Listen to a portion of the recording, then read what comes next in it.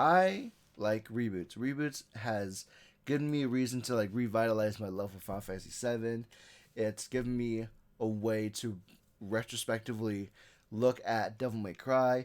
The DMC reboot is questionable. I liked it because it gave you a new way to play the game. However, Kingard wants to remind us the other side of the coin. For every Eden you come across, there is a problem. Franchise reboots, that thing that sometimes brings life into a dormant series and sometimes soils the good name of a beloved series. And there's a cute dog there. So remember, if you bring a cute dog, that tends to mean that he's trying to give you some bad news, but wants to buffer with a cute dog, and I agree. Welcome to the Don't Pre-Order series, where we bring you the reminders to think twice before putting down that pre-order money. This is your Kingard speaking, and today we are going to talk about these franchise reboots. While remakes can take a single game and up... Yeah, because like in this instance of like bringing up Resident Evil 4, I want to play the remake of Resident Evil 4. The only issue is that I haven't really had time proper, and I'm not in no rush. I've already played Devil May Cry 4 on the channel with Shrunken. I've already played it. But for the remake is a new contextualization of the story. It's a reaffirming of canon and X, Y, and Z, but you know, it really depends. Update it with new visuals or mechanics. A reboot generally takes an existing franchise's story or gameplay and repurposes it into a new experience. To get a little meta on you, this video right here is actually a reboot. It's technically a sequel to Don't Pre-Order 2's compilation video, but while I was writing, I realized that all of the entries are reboots of some kind. So this video... I have to speed it up, honestly, just because, like, this is a 30-minute video, and I want to get to his points. However, I don't have the time. It was framed as a standalone story with no required reading beforehand. But like, if you want to watch my other videos, I wouldn't say no to that.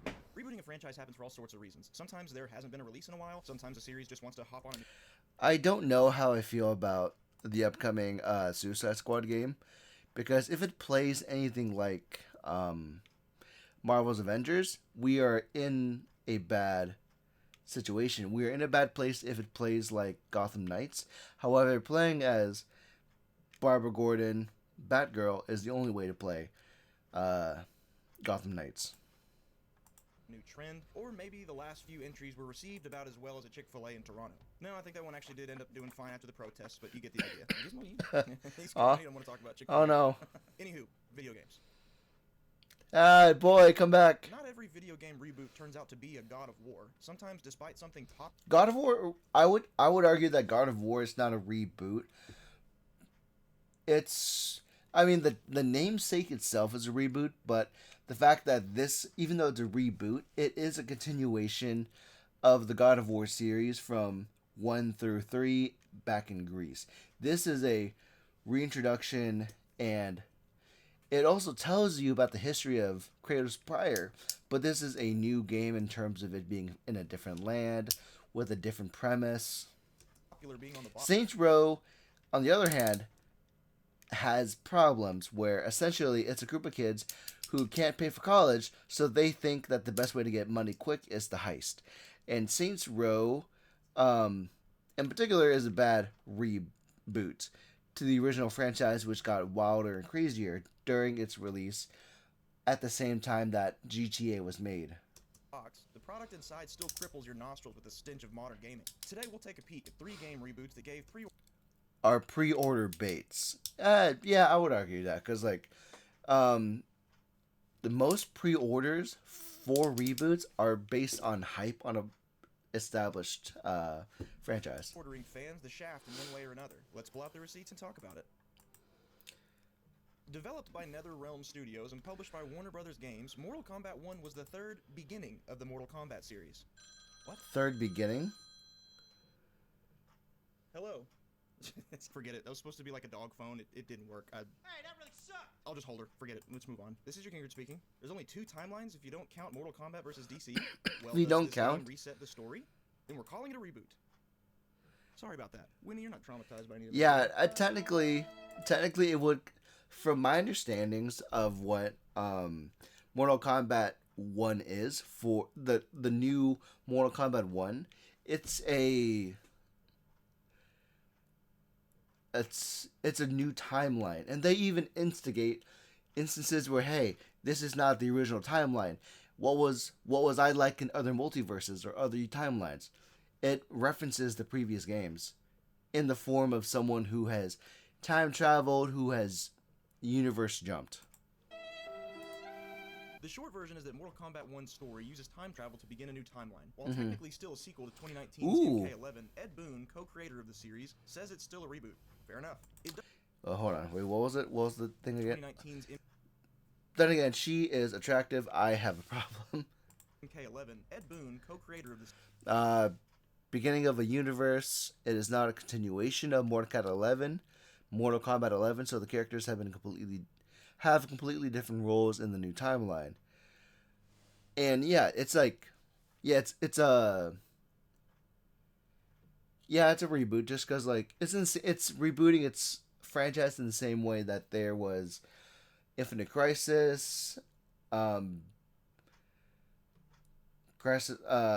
Avengers Endgame. It's the same way that like they want to reshuffle the deck so they can properly introduce new customers along with maintaining the fan base. Series says it's still a reboot. Fair enough. It does this to re-simplify the single-player story, dialing back the narrative complexity and appealing to more people who may not have been keeping up with all the time-traveling, dimension-hopping shenanigans of games past.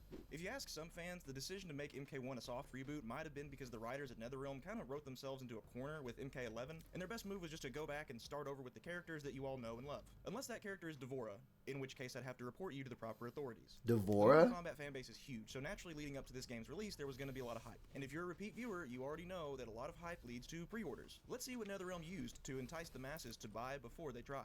Before release, you could pre-order Mortal Kombat 1 in its standard edition for $70. Even okay. The PC and Nintendo Switch versions were $70, and this was when that's a pretty high like price tag for a reboot, though.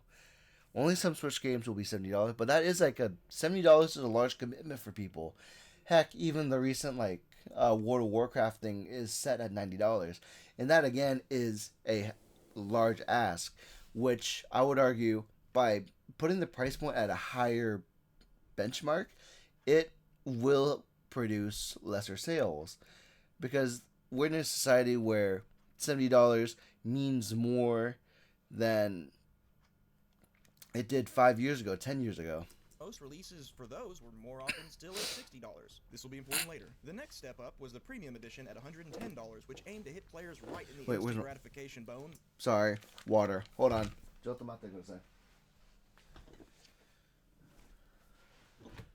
$110 is really asking a lot for a premium edition that only adds an extra patty or more cheese in the standard cheeseburger you get from the original game.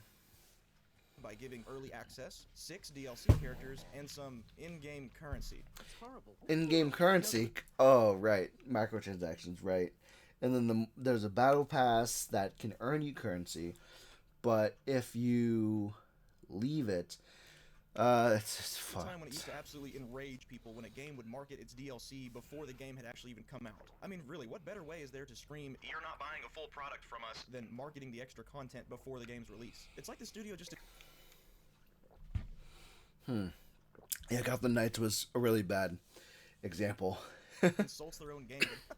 People still buy it, so who cares? As for the last pre-order edition, we have the Collector's Edition at $250, including everything from the Premium Edition, plus a Liu Kang sculpture, steelbook case, art prints, and an in-game color cosmetic. And I mean, the sculpture, the sculpture looks kind of nice, I'll be honest. Three-way tie for most expensive pre-order in this series, with $250 being the price for MK1's Collector's Edition, Starfield's Constellation Edition, and Cyberpunk 2077's Collector's Edition. Although the Starfield video lists the Constellation Edition at $250, I later discovered it was priced all over the place, even when under the same currency. So, to remain consistent under the American dollar, I'm going to list the most expensive widespread retailer version available, which was actually $300, making $300? the most expensive. God, that is quite expensive for a special edition. And you only get a spaceship and stuff like that for the collectors. Series so far. For future reference, console or PC bundles won't count in this category.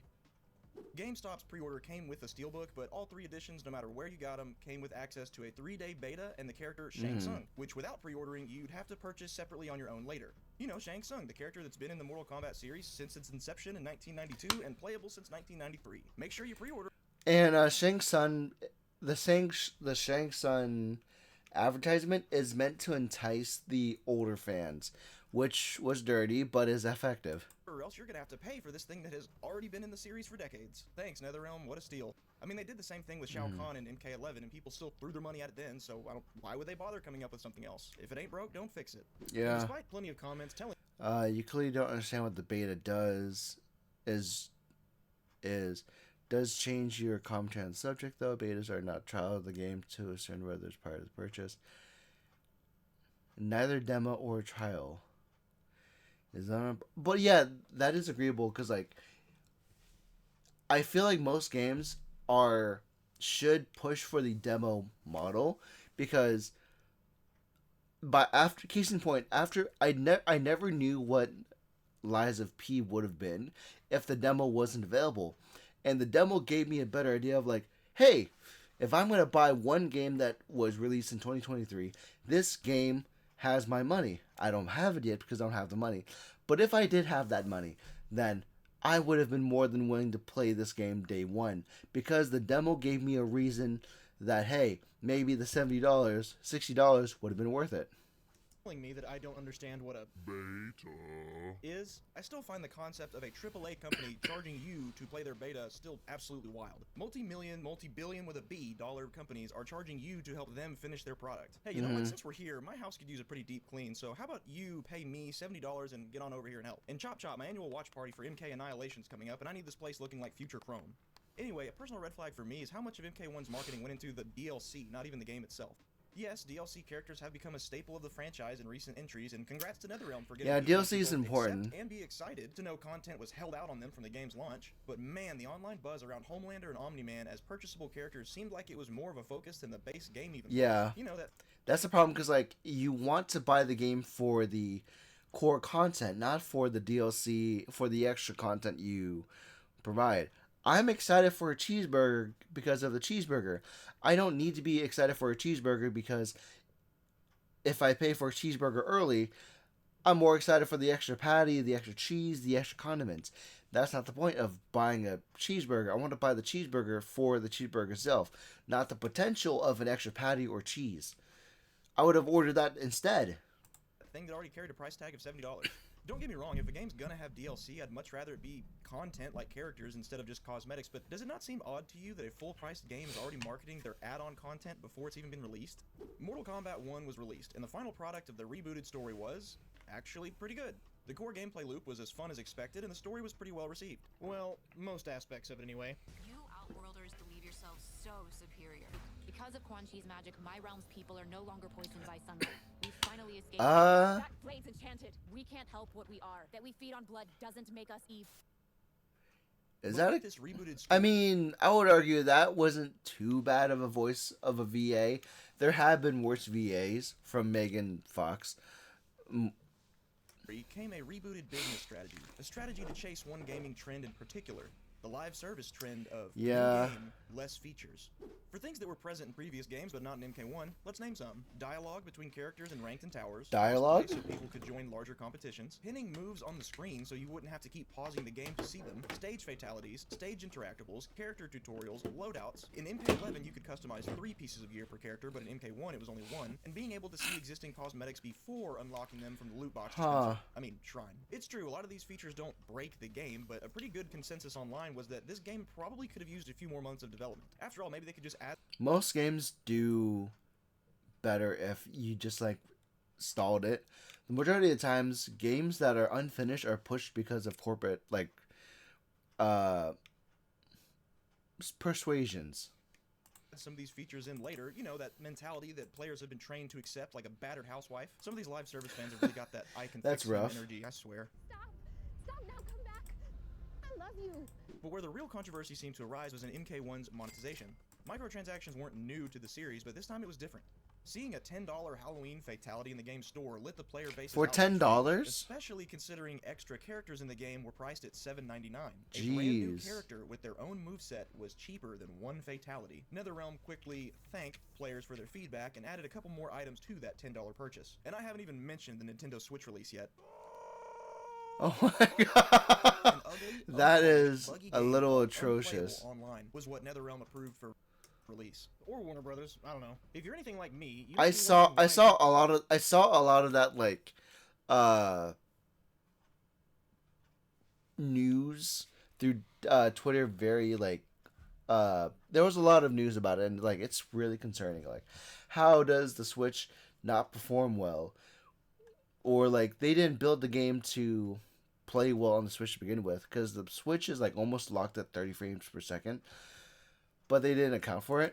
People online were saying, don't do the Cyrax fatality. After all, on the PS5, Series X, and PC, it's a cool callback to fatalities of old where Cyrax blows up the entire planet. But on the Switch, it's a different story. If it doesn't outright crash your console, here's what you get. That's it? Oh. Now everyone knows the Switch is not as graphically capable as the PS5 or the Series X, but the problem is that they still charge $70 for this thing, which was equal in price to concerning, other console yeah. but more expensive than the average Nintendo Switch game at the time. Tears of the Kingdom was $70 too, but I mean, come on, that'd be like it's a pretty $20 complete for a game. Pizza Hut and a $30 Lunchable pizza. I mean, everyone knows the Lunchable pizza is superior. What kind of moron do you take this for? Mortal Kombat 1 may not have betrayed its franchise roots, but it certainly helped fighting game fans learn more about what a minimum viable product is. Yeah, definitely the bugs are a bit of a problem though, because right here even the chest is cut in half. And let's be honest, if it weren't for the Mortal Kombat name, a lot of people would not have defended this game's monetization, poor functionality on Switch, and lack of features. But hey, in totally unrelated news, you can buy previous Mortal Kombat games right now that are feature complete at just a fraction of the price. Feature complete. Yeah, like nowadays, after Valerian Studios produced Baldur's Gate 3, feature complete games are on the rise in sales, and these recent games released are getting to be a problem because people want everything they paid for. First launched. It's almost like there's a way to show studios that players will only give them money when they provide a finished product. I mean, I'm not suggesting you do anything with that information, of course. That'd be so totalitarian of me. Your money, your choice. Right, your money, your choice, right?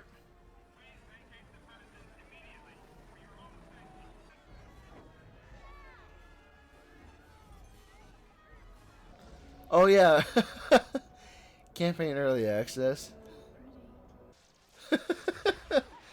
Nukes the entire society. Oh god, game developer needs to stop releasing unfinished games. Absolute state of unfinished AAA game releases. That's not good. Man, does it suck. Payday 3? I mean, I haven't played the game before. I mean, I played Payday 2, and it was still a buggy game, regardless. So this can't be good. I know I played 2 with Shrunken and Devil, but I don't know how poorly this went. Have Payday 3 in the series. All the comments from people looking forward to it in previous videos, and my god, I even put a B-roll of Payday 3 beta footage in Don't Pre-Order 2 when I said, it's a win for the video game industry for everyone when a game releases in a playable state and full of passion from the team that made it. God. Well, never trust my videos, I guess. Payday 3, developed by Overkill Studios and published by Starbreeze Oh my Studios, god. stretches the definition of reboot just a bit, since it is a sequel to Payday Even the graphics are 2, and doesn't really redo giving me the concern. story. Instead, it serves as a new adventure for Payday 2. Why am I? Payday 2. Payday 2. Gosh. Instead, Payday it serves as a new 2's. adventure for Payday 2's characters with a new starting line. You don't really need to play the first 2 games to get what's going on in this one, so... I mean, that's really good, but the fact that like it's a continuation and you don't need to play the other 2 games, this is not too bad. So general audiences are welcome. 2013's Payday 2 had persisted for 10 years as the ultimate co-op heist game. The lore surrounding Payday 2's support is a lot more complex than we're going to get into here, but to keep it simple, it wasn't all sunshine and roses. Depending on which side of the fanbase you ask, the game got better or worse. Some people really liked the focus on crowd control and emergency situations that were prevalent near the beginning of Payday 2's life cycle, and some liked the more fast-paced action of later DLCs. Yeah, like the most of the time when I played Payday 2, it was a lot of like custom maps. It wasn't the campaign per se, but it was a lot of odd jobs and wacky games that the game provided. It was wacky scenarios that the game provided. A lot of that, but not a lot of like campaign we played. Boxes, game-altering microtransactions, and the lack of console support were all to stop receiving content updates due to optimization Hot button requirements. In 2016, Starbreeze, who owns Overkill Studios, purchased publishing rights of Payday 2 from that game's publisher, 505 Games, and as a first order of business, removed microtransactions from the game. And some fans rejoiced. Nice, and yeah. others saw it as a PR strategy to build up some goodwill for the next games they were going to be releasing. Well, it turns Which out they needed all the should. positive PR they could get. Overkill's game, The Walking Dead, released in November 2018 to an absolutely abysmal launch. It was received so The Walking poorly, Dead? Yeah, Skybound I Entertainment, didn't... The company behind the Walking Dead comic book. I've heard The Walking Dead, that Battle Royale, that game was not well received, but The Walking Dead is a hard game to sell because you're either a fan of the franchise or a fan of the games, and you can't really have one without the other. You can't have one and the other at the same time, rather. Terminated their contract with Starbreeze just 3 months after the game's launch. This move meant all support for the game That's would not end good. immediately. All physical copies that had already been shipped to stores would be recalled, and the game would be removed from Steam. Again, this game had only been out for 3 months, and guess what? It had pre-order bonuses too. Oh, that's not good, because the pre-order bonuses often target the fans, and for them to be pulled out 3 months later, nowadays I don't, unless I absolutely know what I'm getting, I don't pre-order games. Like when I pre-ordered the Mega Man Battle Network collection, I knew what I was getting from that game, so that was worth the $40-$60 game that I paid for. Just saying. It probably wouldn't hurt for more studios to face consequences like this when they release a broken game, if we're being honest. Hey, what the heck? Weird glitch.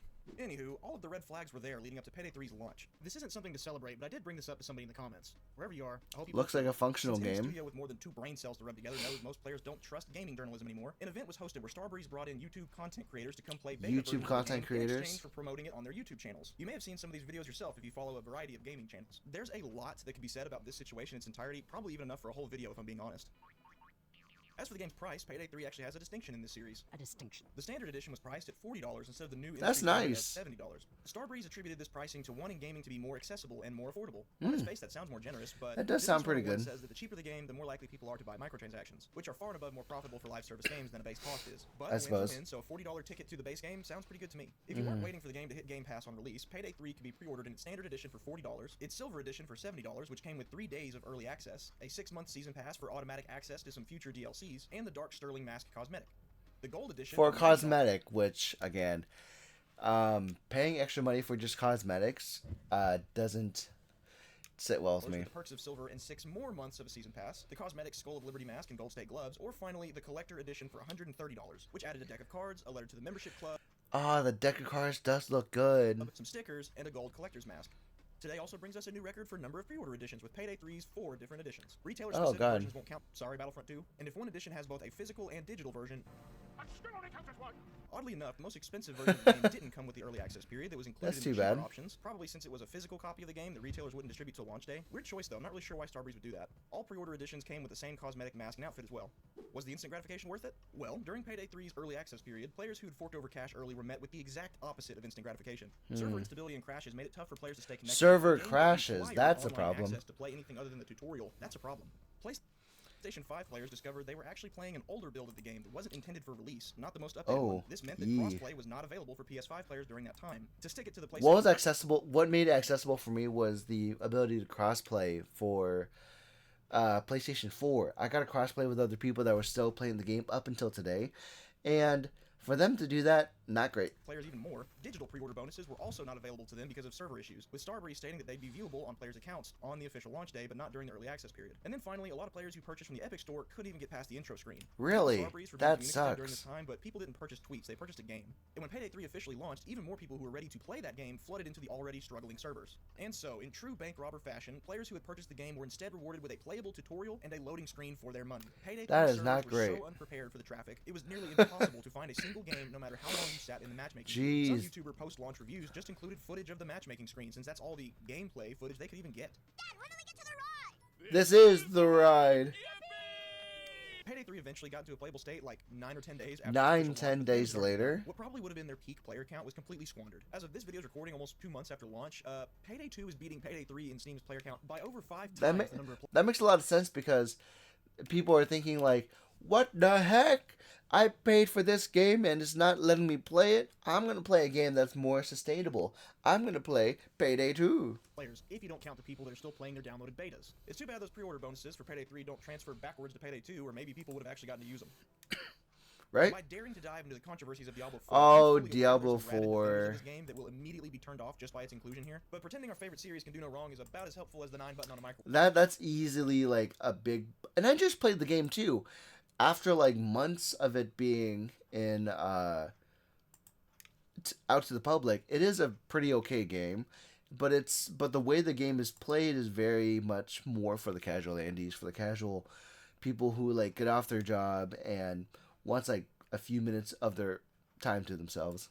So, here we are. The story of Diablo 4 really starts with Diablo 3. Back in 2012, that hotly anticipated game, which was also a reboot of sorts for the Diablo series, was released to a flurry of criticism for its art style, connection requirements, and auction house. The art style took away from the dark, hellish theme the series had been known for and gave it more of a cartoony look. The online requirement removed players' ability to enjoy the game even if they wanted to play solo or had bad internet connections.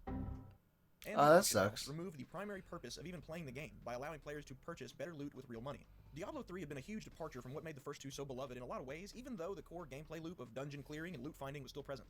A nice red flag about what kind of game Diablo 4 would be reared its demonic head in the form of everybody's favorite slot machine simulator, Diablo Immortal. I'm not going to dive too deep. Yeah, Diablo Immortal wasn't players learned two things about a well-received game. Diablo Immortal stole money basically because, as Wade brought it out, he spent a lot of money on Diablo Immortal was the reason why he swore off mobile games entirely. Diablo Immortal. 1, Blizzard was immensely out of touch with what its fan base wanted, and 2, Blizzard had no problem. I'm sorry, do you have a phone? Do you have a phone? If you have a phone, you can play this. Shoving 10 slots of monetization to a 5-slot stash. Leading up to the release of Diablo 4, Blizzard promised it had learned from the launch of Diablo 3 and would give players yet another soft reboot of the series. The story in Diablo 4 will appeal to both new players and hardcore Diablo fans. And when writing this next chapter, we really wanted to return to our darker roots. With that darker tone, players were promised a new experience every time you returned to Diablo 4. With more content, which wasn't too bad, yeah. The game would be highly replayable, and players would always have new activities to run into. We have much longer, sort of narrative-heavy side quests, and we have some shorter side quests, so you never feel like you're always doing the same thing. The pacing is always a little bit different. Where have we heard this one before? Well, I will admit that it did get repetitive, but no three side quests were the same, because like there was a story about like following a woman, finding her husband, and finding out that succubus got to him. That was a pretty interesting like side quest to play outside of the regular story content.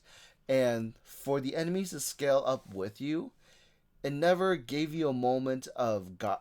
It never gave you a feeling of godhood, or power tripping, which I would have missed. I did miss. Playable game with more content than ever before sounds great, but if seasons worked in Diablo 4 even remotely to how they worked in Diablo 3, this would mean character progress would have to reset every few months if you wanted to try the new stuff and keep up with season content. Did highly replayable mean that players would want to play the same content over and over again, or they would have to? Would there be any difference in the experience each time we replayed something in the game? Quit asking questions, go back to Call of Duty, you filthy casual, you just don't understand Diablo games. But like, and again, like it's for them to like disregard the older fans. It really felt like for the first few months of Diablo 4, the huge target was the general population. So they kept the game very simple. I wish I could have used WASD for my controls. But in this type of game, I guess mouse clicking was the optimal way of guiding characters to optimizing like how to react to certain things and X, Y, and it. But like it's just a matter of like preference, right? It's a matter of preference in terms of video games. And I would have preferred to play Diablo 4 with a controller. I would have liked to have learned how the game would have been with a controller, but who can say? Release, Diablo 4 could be pre-ordered in 3 editions. Interestingly, all editions came with a few pre-order bonuses for other Blizzard games, such as a pet for Diablo 3, a mount for World of Warcraft, and a cosmetic set for Diablo Immortal. Wait, hold on. So, they were giving you bonuses for other games not pertaining to the game you're playing. Great. As for the unique offerings for Diablo 4, the standard edition came with the base game for $70. The Okay. deluxe edition went for $90, which came with the game, 4 days of early access. 4 battle pass days. unlock. Yes, because players apparently tolerate Of course. full-priced games having paid battle passes now, and also a mount. I would have honestly. That's one thing in playing the free weekend I would have wanted. I would have wished for a mount, but the mount wasn't like present. I don't know where I could have gotten them out in early game. I was at level 19 by the time the stream ended, but I wished traveling was a lot quicker, so that I could enjoy the game much sooner. But who can say? And armor for your mount. And finally, the Ultimate Edition for $100, which added 20 tier skips for the Battle Pass and the 20 Wings of the tier Creator skips. emote. However, there was one more kind of pre-order edition, but it didn't come with a copy of the game. The limited collector's box for $96.66. Do you get it? 666. And it came with some candles, a mouse pad, art book, sanctuary map, pin, and art prints. I'm not counting this as a pre-order. I will say that that does look like a nice art piece to hang up and or like display, but that's not a good pre-order. Edition since it didn't come with the game, but I think it's worth mentioning. This is it, fellow pre-orders. Diablo 4 is releasing soon, but we paid for extra early access. Rev up those fryers. It's time to collapse some demon. Yeah, that's a bit of a problem because for people who bought it, even though there's a lot of people who pre-order the game, for that amount of traffic within day 1, day 5, day 10 was a lot. And so you can definitely imagine the servers were not ready for that many people logging in to day 1 and even the early access.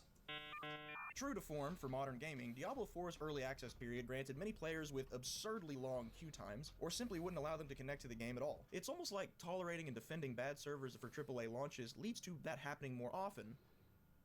Some fans tried to brush this off because there were some workarounds that worked for some people, but if we can allow honesty into this conversation, those workarounds should have been necessary after spending up to... Yeah, you shouldn't have to work around the game to play a game that was available to you, because you've paid $70 to get in, and you are expected to have the full experience of a game because you paid for that experience. However, there's a problem where you have to work around a problem that shouldn't be there. If the game was built properly prior to the release, you shouldn't have this problem, which again led to the early access players having a hard time logging in, to disconnections, and long queue times. To $100 on a game. With the full release, Diablo 4 came with both praise and criticism. A large consensus was that it was fun, and the revamped art style... Yeah, it is was fun, but that new car smell wore off way too fast.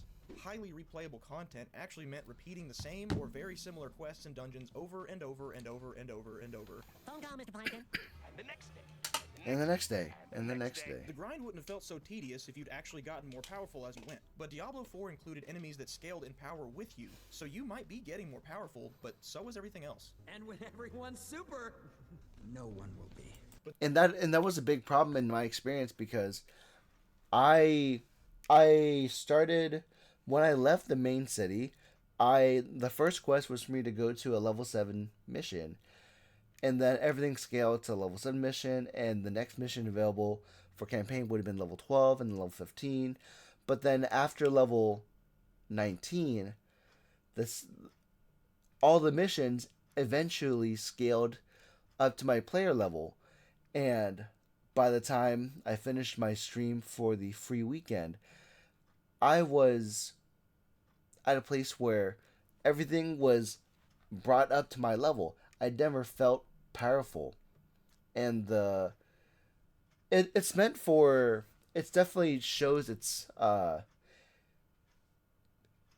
it shows its agenda when it's making everything the same level as you are, to make it like the same experience. The difficulties you face now will be the same experience you'll feel like 3 weeks later when you finally have time to open up the game again. It's an easy way to catch up and to really like re-immerse yourself again. But again, like the fact that the enemies are scaling up to you in a simple gameplay loop isn't very entertaining.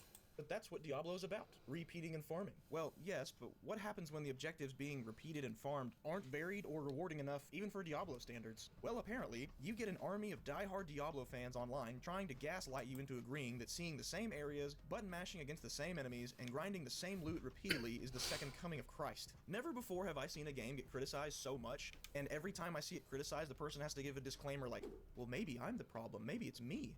What makes a game good or bad is... It did get boring, though. People like what they like, but where are people allowed to draw the line between the Diablo grind and too much grind? Well, we might have gotten the answer to that question in the form of players' response to Diablo 4's Season 1 update, which had a lot to contribute to the current Metacritic user score of 2.2.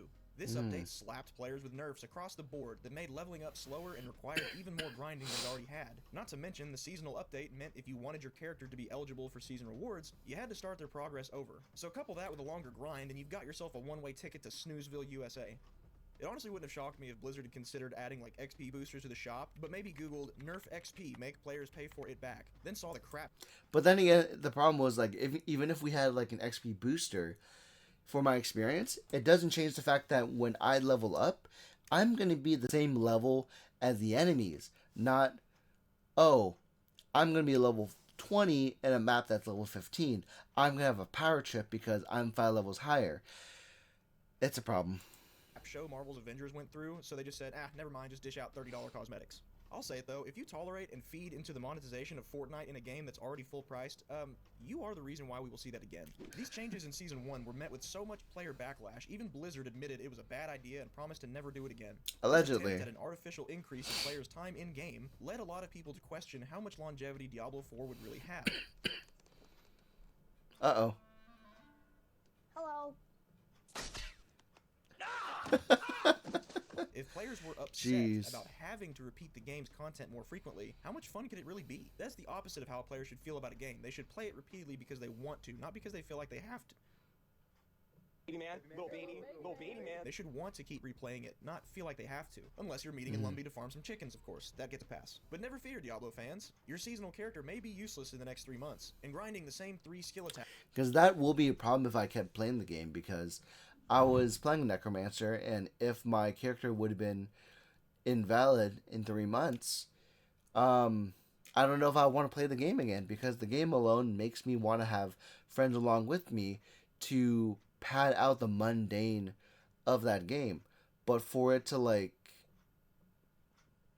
make everything, it didn't help my experience when everything leveled up when I did and matched my level when I did.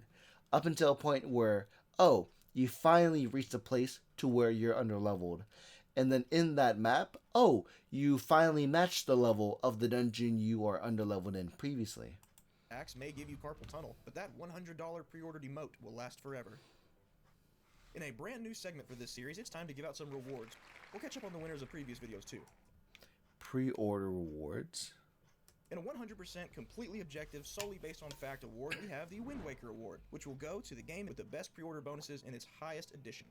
Its name honors The Legend of Zelda's Wind Waker pre-order bonus being an extra disc with an entire port of both Ocarina of Time and Ocarina of Time Master Quest that came with the Wind Waker game. Geez, that is true. The games themselves won't be competing, just the pre-order bonuses. The main criteria will be price, overall cool factor, and the likelihood for someone to pre-order for this bonus. Today's Wind Waker Award for best pre-order bonuses goes...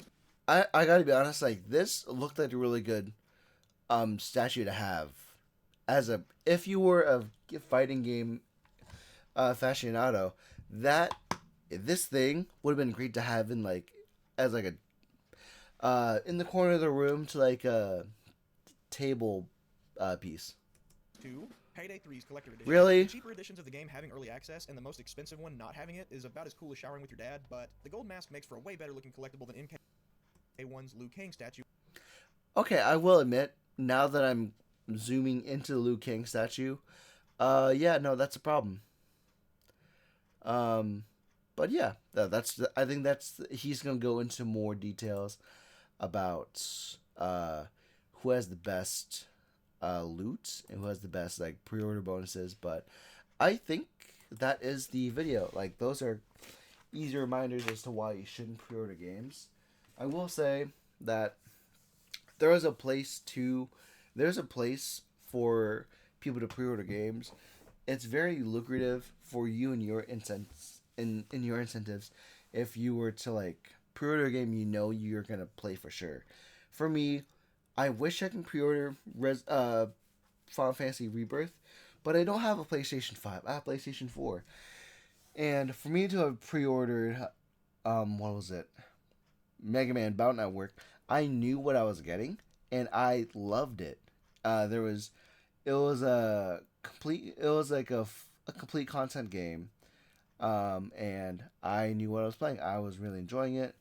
I don't know how I would have been if I had Armor Core and Armor Core was going to be faulty at the start, but who can say? I do plan to play that also, by the way. But yeah, that was a video from Kingard. I'll put in the link down below, and yeah, go check him out. Follow him, please. The analysis regarding pre-orders are great. But if you don't, but if you want to argue, then please, you're more than welcome to pre-order. I just want to tell the other people who have concerns that, hey, if you have concerns about pre-ordering, these are the instances to where maybe pre-ordering needs to be reevaluated. Okay, that's the video. Thank you for watching, and I'll see you next time. Bye. Okay, bye-bye.